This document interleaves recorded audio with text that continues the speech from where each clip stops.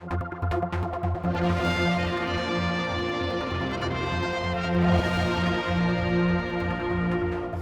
not being around for a few months, it's great news that I can talk to the Chief Minister. There's so many things. I've been following things from afar, but I wasn't here.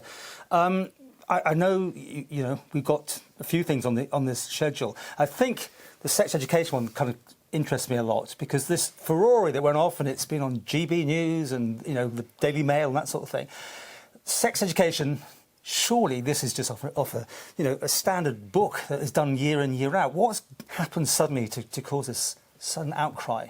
Do you know much about it? I mean, well, of course, because take these matters very, very seriously. A number of allegations have been made about certain events that have taken place in a couple of specific lessons that have taken place on the island.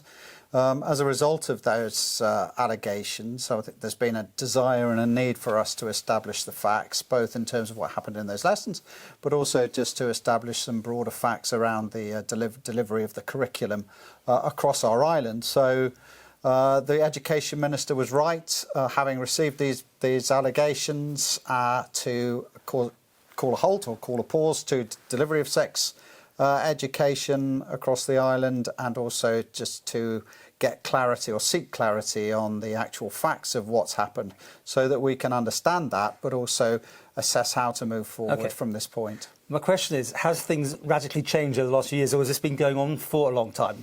So I understand there has been a change to the curriculum since 2019. Different aspects have been brought into the RHSC curriculum, and as a result of that, as I said, we now need just to take a step back, I think, just understand the implications of both what has been brought in, what teachers are being asked to deliver, and I think importantly what other materials or third-party materials are now being promoted alongside the actual curriculum as well. So there's a lot actually to take in. You take it very, very seriously because safety, security of our children is paramount, and also there is a concern that parents are not fully aware of what is in the curriculum and what their children are being taught and allowed to see. So, there's a number of issues that we need to resolve. We do need to have a mature and sensible debate about it, and the first step to doing that is just to establish the facts of actually what's gone on. But surely it's obvious what went on. Someone could have just written out a very detailed list of this happened, this happened, this happened. It seems it's being dragged out further than it possibly had done by if it had been better PR'd, maybe. Just get on and answer the question straight away. What did go on in those classrooms? Well, I think the matter really has been blown up, as you say, into quite a significant matter of public interest. Is the first it doesn't play point. Out well. The second point is there's been conflicting reports, so it hasn't actually been that easy to determine exactly what went on. And thirdly, I think there are so many different parties involved, and as a result of that, and result of a particular press report, emotions, of course, alongside that running particularly high, I think it's right that we do get absolute clarity on what the facts are. And, we have to address this with credibility as well. So, a knee-jerk reaction to deny certain aspects would have been wrong. I understand there are certain aspects that have been reported that are actually incorrect, but I understand that the Minister for Education will be in a position within the next week to be able to issue a statement. My hope is that she'll be in a position to do that in Tynwald next Tuesday if she's given the relevant permission. So you're saying now, from what you're saying, you wanted to bring to Tynwald first before putting it in the public? I mean, is that why you've waited so long? I think the investigation is going on. As I said, to establish the facts. Fortunately, a couple of snow days has not helped the situation, but I understand that clarity will be provided in terms of the Minister being able to make a statement if she is so allowed in Tynwald. You've had the facts, have you? Have you seen what's gone on? Have you had all the details? I've been in touch with the Department for Education, but no, I haven't seen the report as it currently stands at the moment. Just seems, bar that you're waiting for Tynwald, which I was accepting as your reasoning, if you take that to one side, this could have been dealt with weeks ago. Forget the snow days. This could have been dealt with within a day of, by simply saying, this is what happened. At least put it in, from your side, the department side, they outline in black and white your version of events, if nothing else, right? It seems to have dragged on too long. I keep saying this. But, well, you do keep saying it, Paul, and I keep saying to you there's been a number of conflicting reports. I just understand why it can go on so long. Well, there's been a number of conflicting reports. There was serious connotations alluded to in terms of the extent of the curriculum that's being delivered at the moment through a media report. And we need to find out the actual facts. And, I think it's absolutely right that we do that. And as I said, there's a strong element both of retaining credibility but ensuring complete fairness to everybody involved. To get the facts, the Minister will give a statement in terms of the specifics that have gone on recently. And then we need to have a broader evaluation and discussion about the content of the curriculum that has been delivered to our children.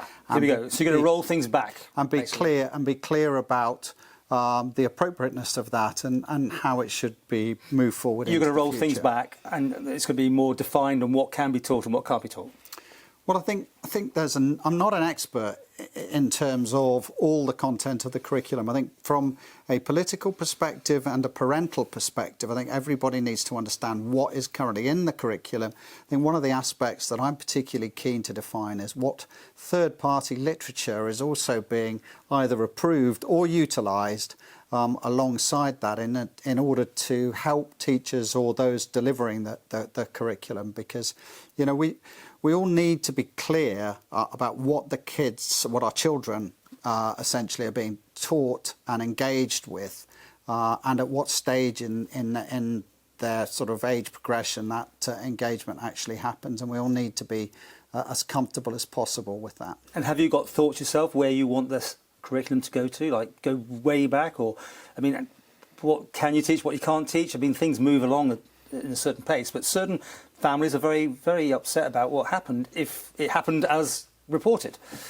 Yeah, so that's why we need the absolute foundations of clarity in that respect. And look, it's not always the easiest subject to talk about. I think what we need to do is get clarity around the full curriculum.